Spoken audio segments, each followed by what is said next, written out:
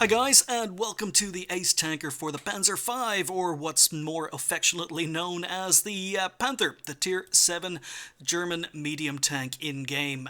This is a tank that's obviously very famous, it's got a lot of history, and if I'm perfectly honest with you guys, this is the second time I'm trying to record this video, because the first time I recorded this video today, I ended up speaking about this tank for about 25 minutes before hitting play.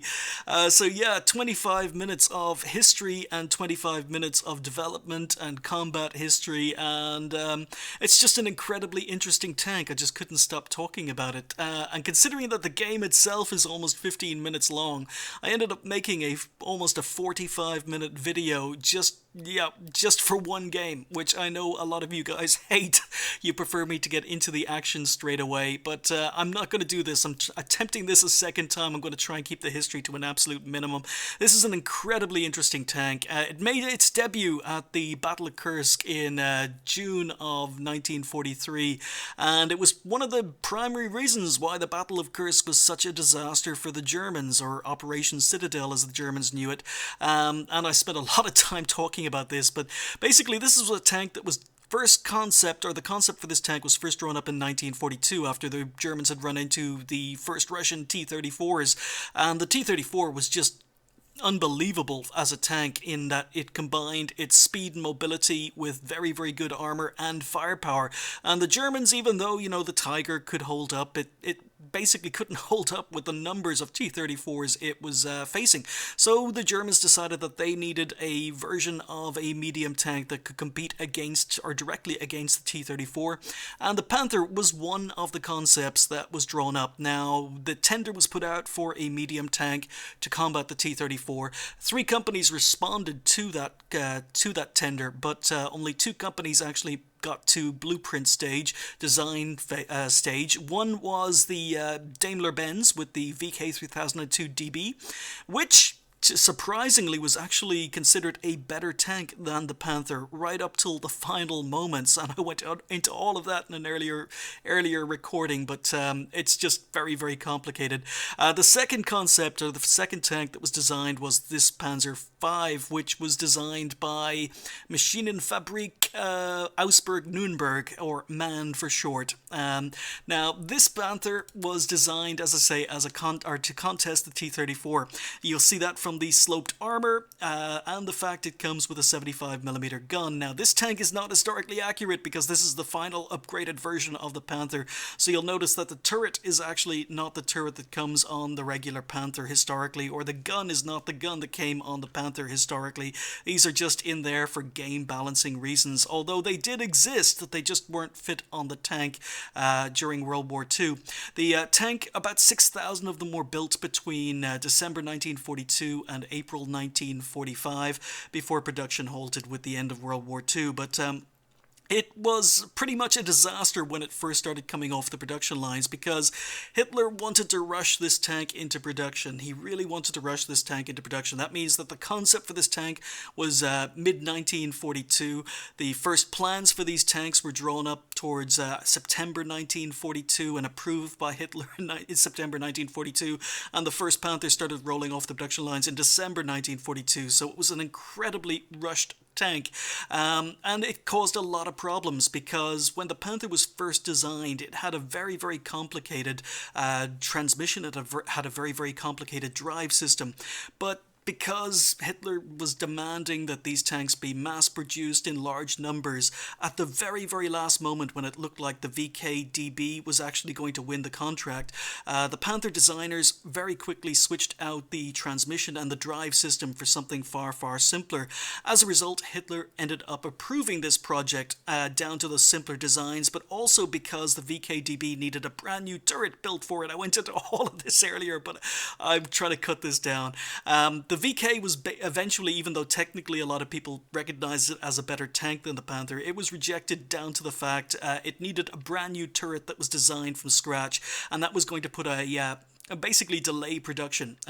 the production needed to go into production as soon as possible. The Panther used a turret that had already been designed by Borsig, or Rheinmetall Borsig, so the turret was ready to be put on the Panther as soon as they started coming off the production lines. It didn't need to be designed from scratch in order to hold the 75mm gun. As a result, the Panther won the contest, and it was rushed into service with very, very simplified transmission and drive systems that caused a hell of a lot of problems, because almost as soon as the Panther started running off the production line, they were running into mechanical problems. They had huge problems with overheating. They'd burst into fire from overheating and basically write themselves off. They had transmission issues. They had drive issues because of those last minute changes. And even though they were being mass produced from around from January 1943, most of the tanks that were being rolled off the production line were being rolled straight back into the factory for repairs. Just the tools weren't there. The manufacturing equipment wasn't there to build them properly. But Hitler really, really wanted this tank, and even though the Operation Citadel, the battle for Kursk, was originally planned to go ahead, the Germans started building up their forces in April 1943, the battle was delayed because of the teething problems the Panther was having, and it was delayed all the way from April 1943 till July 1943, giving the Russians time to build up their defenses. Now, to save time and to save me talking about this for 20 minutes, I've decided to post a video on Facebook. It's a documentary I watched a long, long time ago, and it's incredibly good, but I posted a link to the YouTube. I'll probably do it under this video as well, to a YouTube video called The Battle of Kursk, which explains everything about that battle in much more detail, and it means I don't have to talk for 20 minutes. But the Panther was one of the primary reasons that battle was delayed till July. It gave the Russians 3 months to build up defenses, and it ended up being a complete disaster for the Germans. It was the last time they actually went on the offensive on the Eastern Front. From that point on, basically the Germans were in retreat from the Eastern Front, but the Panther made its debut. 200 of them were delivered to Kursk, eventually delaying the start of the battle, but when they arrived, 200 arrived for the 5th of July, which is when the battle began, and by the 10th of July, just 10 Panthers were still in operation. 40 of them had burned. 2 of them burned, basically driving off the trains that delivered them to the front. Another 38 of them had burned from enemy fire. They were prone to overheating and burning, as I said. 141 of them were broken down just to transmission and drive problems and enemy fire. But just 10 were left operational 5 days after they went into combat on July 5th. But a lot more of that is covered in the documentary. I'm probably going to link in the video below, and I've already linked on Facebook. But anyway, that's it. That's not 25 minutes. It's still long, but it's not 25 minutes. Let's just get going with this actual video. So I rebought this tank because I thought I would get an Ace Tanker. You know, it's a Tier 7 Ace, or Tier 7 medium tank. It was one of the first Tier 7s I had when I first started playing World of Tanks. I sold it because back then I sold tanks as soon as I unlocked the next one because I needed the credits to move on. And I finally rebought it to get the Ace, and it ended up taking quite a huge effort. It was turning into one of my Kursk tanks. Really was turning into my Kursk tanks. No matter what I did in the Panther, I could not get an Ace. Now, a lot of guides and a lot of reviews tell you that the Panther is a sniper because, you know, it's not particularly maneuverable. I mean, it's quite fast in a straight line. You see we're doing about 45 kilometers an hour in a straight line here, but it's not maneuverable. The traverse speed is terrible. The frontal armor is okay. It is actually quite good as long as you're fighting lower tier tanks. If you're firing higher tier tanks, your armor doesn't mean much. And it's got pretty good turret armor. You know, so you can go hull down, you can use its gun depression, but being a German medium, the gun depression over the side of the tank is better than it is over the front of the tank. And that's why you can see me moving up at an angle here to try and get more gun depression out of the tank. As I say, a lot of guides will tell you to play it as a sniper, and while you can play the tank like that, unfortunately, I don't think you get the best results. It's more of a support tank. When I tended to play it as a sniper, you end up getting a lot of assistance damage. You know, you do damage, but you're sharing it with whoever's spotting the enemy tanks, and as a result, I find it quite difficult if playing this tank passively in order to pick up a Ace Tanker. I tend to play it a little bit more aggressively, a little bit more as a little bit more as a traditional medium. I play quite near the front lines, just working here on Erlenberg. It's not amazing DPM, and well, I think we're about to do some damage here, so 59-16, I'm not really fearing this guy. He is very little, or he's going to have very little chance of penning me from the front, so what I do is I swing back, jerp that shot, miss my track shot, but we're turning, we're angling. It's a German tank, so you angle. We're trying to keep at an angle front of our tank towards the enemy tank, and, you know, he bounces. 59-16 is going to have major problems with the front of a Panther, but he has no problems penning the side or rear, and that's the thing about the Panther. Your armor, even though it's not amazing, is still best frontally. Now, historically speaking, the frontal armor on the Panther was actually better than it was on the Tiger 1. We're still doing some work here, and it's got a really, really good gun, as you can see here. We take out the WZ-131 because the gun it's very, very accurate, it's got decent aim time. What the downside is, while the penetration is incredibly high, you can see it at 198mm of penetration here, it's only got 135 damage, and while the rate of fire seems to be quite good, that low alpha damage means that the DPM on this tank is not good. But what you can see now is complete awareness. Look at how many enemy tanks are on the 9-0 lines, and I'm using my maneuverability, I'm using my speed to get out of there. I'm running away. I'm sorry to that Panther 2, but that LTTB and myself know what's about to happen. And there is no way, I'm not top tier, I'm a tier 7 in a tier 8 game. There's no way we're going to be able to hold that flank. Not with this gun, low alpha and low DPM. So we're going to give the Panther as much support as we can. Miss that shot, but we're going to try and give him as much support as we can while he's spotting enemy tanks. We take out the SP-1C. That's the third light tank I've killed. That's going to be important at the end of the game. Just a small outline on the Skoda T25 here. I'm wondering why I can't see him. Go for another shot. No, he's disappeared. So now we've got no one spotting on that flank, and again we've got to relocate. Run away. We're on 3 kills, but we've only done 906 damage we're aware of. And as I say, traverse maneuverability not good on the tank, but in a straight line, you know, we're doing 50 kilometers an hour on favorable ground, so you can run away. I think I may have left it a fraction too late, as you can see, because the Skoda T25 now is my rear. But we're turning our turret, he's just bounced on our rear, he's penned us. Oh, and he's missed again, so now he's on a reload. Miss him a shot on the move. Maybe I didn't, not quite sure, but so we've relocated, we've taken our first little bit of damage. And once again, now we're going to play as more of a support sniper role, because we've done our job on the front line, we were spotting our own targets, took out all their light tanks, and the score is still 8-8, so this, you know, the game could go either way. It's a 50-50 game. And I know that there are at least 3 enemy tanks now that were last spotted ahead of me, but you could see from the minimap that most of the enemy team have gone back to defend their spawn. They're actually playing very well. They're doing what, in my opinion, you should do on Erlenberg, which is win one flank and then go back and defend the other flank. So as a result, we're now losing. We just lost 2 tanks in quick succession. The score is now 8-10, and we're just sitting here, being patient. Gonna wait for the enemy team to move across the bridge. So even though I've got an LTTB spotting here with me, the fact I'm using binocs on the Panther means my view range is very, very good. So we get 1 shot in. And what you're going to see on the right hand side now is that was my kill assist. So even though the LTTB was sitting right beside me, it was I who spotted the Skoda, it was I who got the assistance damage from whoever killed him. It was the LTTB. Okay. So again, keeping an eye on the minimap, FCM50T has decided to advance across the river. He's going south. We're going to try and help this IS if we can. So there's an E25 LTTB with me. IS is taking fire. Just a hint of a shot there for a second, and look at this accuracy. Nothing to shoot at, and we managed to put a shot in. So, low alpha damage. LTTB actually has higher alpha damage than I do, or than I have, even though he's a tier 7 light tank. But, do a little bit of damage, and then I notice that a T-28 prototype has killed the IS. So, I know that there's a T-28 prototype probably somewhere in the middle of the map. So we're just going to move down, see if we can get a better angle, more shots on this FCM50T.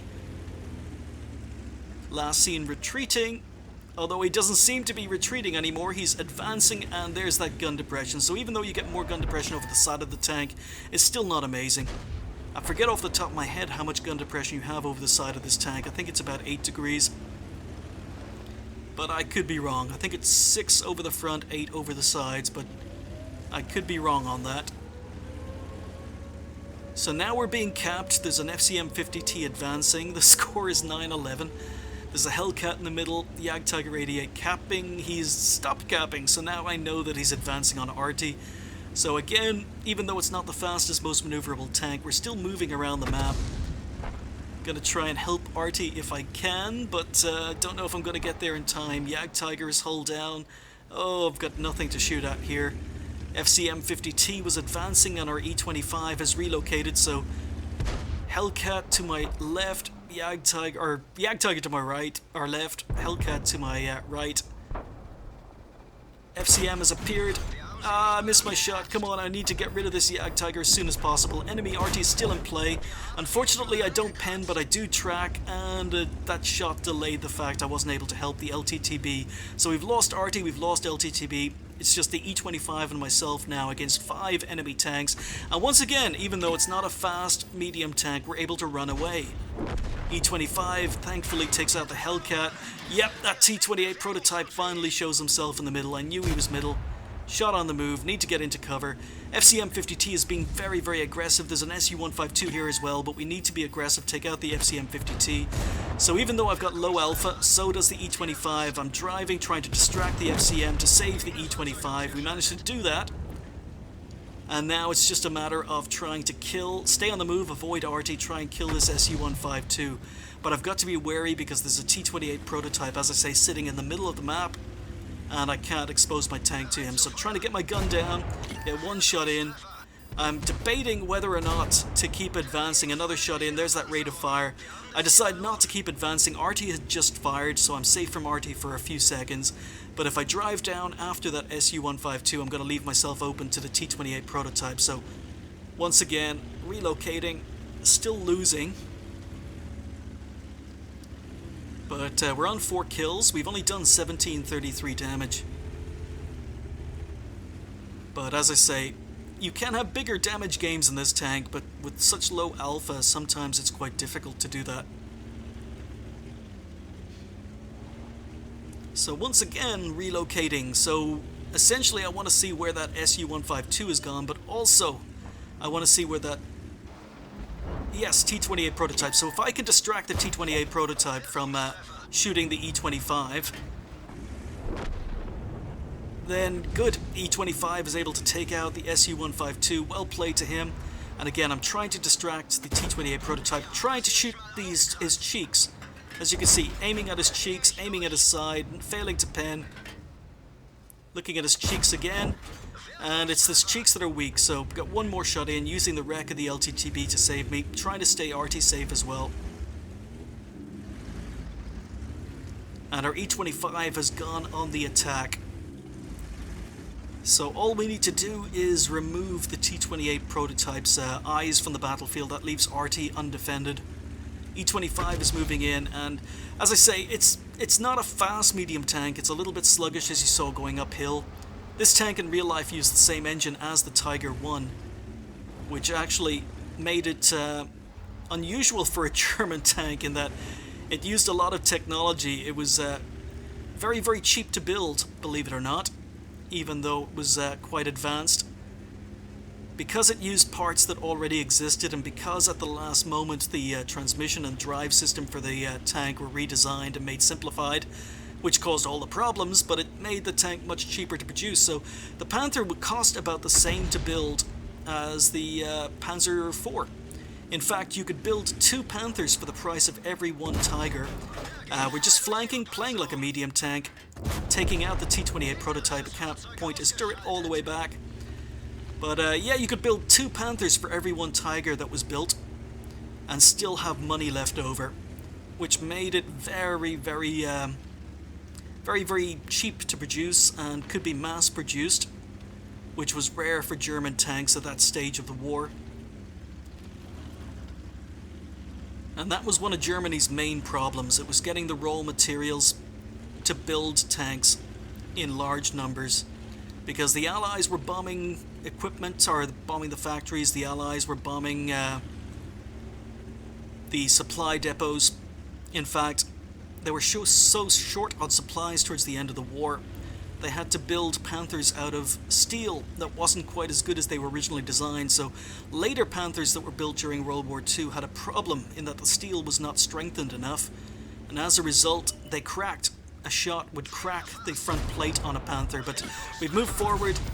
We're going to take out this GW Panther. Oh, derped that shot, but thankfully the E25 said he was going to let me get Top Gun, which is quite nice. So 5 kills.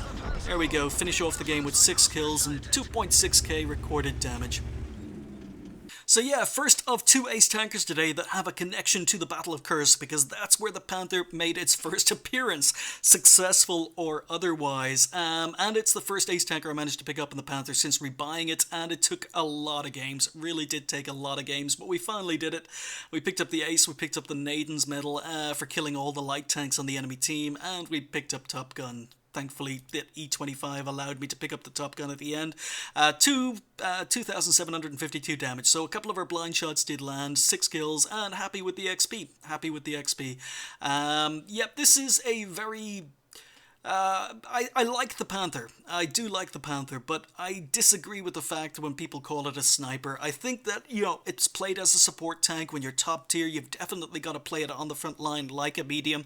Even though it's not the best medium, not the fastest, not the most mobile, you could see there that you could get into position, do some damage, run away. I ran away more than once in that game. I was relocating, popping up in areas where the enemy team weren't expecting me to pop up. And you could do that. And I think if you try and play the Panther a little bit more carefully, not just play it as a sniper sitting at the back of the map, not play it too aggressively where you're going to get outrun, overrun by superior enemy numbers, then I think the Panther's very, very good. And of course, it's an iconic tank. It's a very famous tank. So even after this, even though I just rebought it to get the ace, I decided to keep it. Because even though it was a hell, it was one of my cursed tanks. I could not ace this thing for the life of me. Even though it finally happened, I actually did enjoy a lot of my games in the Panther.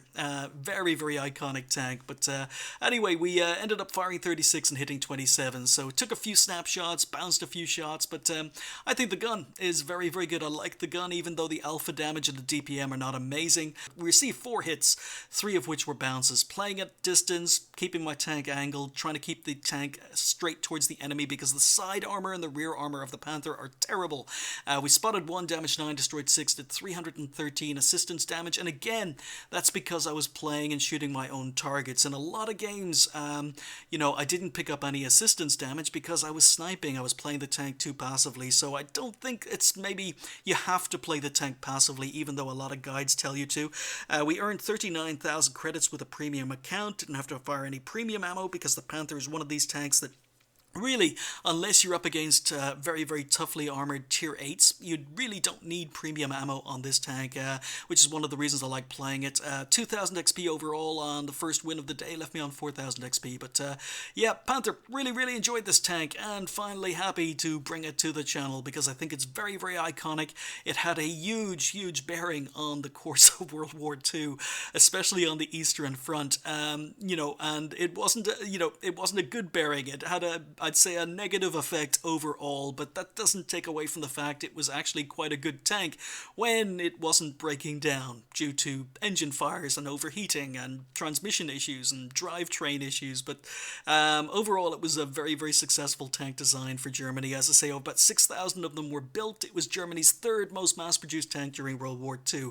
Anyway, that was the first ace and the first of 2 videos today based around the Battle of Kursk, and the link to the documentary on the Battle of Kursk that I absolutely love, think it's very, very good, is below this video and also on my Facebook page. So thanks for watching. I'll see you a little bit later with another video.